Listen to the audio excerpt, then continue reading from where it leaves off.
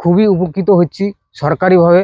এই আলু ক্রয় করছে আমাদের যে ব্যবসাদারের কাছে, যে আলুটা বেচতে গেলে আমরা ন্যায্য দাম পেতাম না, আমরা এই সরকারি আধিকারিকরা এসে আমাদের এই আলুটা ক্রয় করেছে, আমরা ন্যায্য দাম পেয়েছি, যাতে আমরা এই আলুটার যে খরচা হয়েছে তুলনামূলক সেটা আমরা পেয়েছি, এতে আমরা উপকৃত হয়েছি।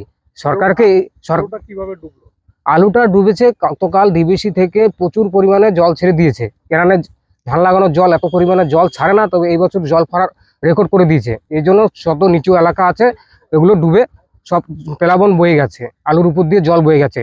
সেই 1 হাঁটু জলের থেকে আমরা সেই ছেঁকে সেই আলুটাকে তুললাম, তুলে এখন ব্যবসাদারকে দেখালাম। ব্যবসাদাররা সেই আলুটা ওরা নিতে চাইছে না, বলতে ওরা মন মর্জি মতন কথা বলছে, এই দাম ওই দাম।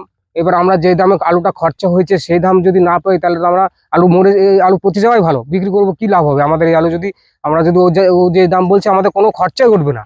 এই আলুটাতে আমাদের কোনো প্রফিটই হবে না, খরচা কি মানে আমাদের যে টাকা খরচা সেটাই উঠবে না। সেই জন্য আমাদের এইখানে যে সরকারিরা অধিকারিকরা এসে যে এই দামে যে দাম দিয়ে গেছে, এই দামে আমি খুবই উপকৃত। হ্যাঁ, সেতে আমার মোটামুটি চাষের খরচটা আমি পেলাম। সরকারকে এজন্য আমি খুবই রাজ্য সরকারকে আমি এর থেকে খুবই উপকৃত হয়েছি, এর জন্য তাকে আমি ধন্যবাদ জানাই।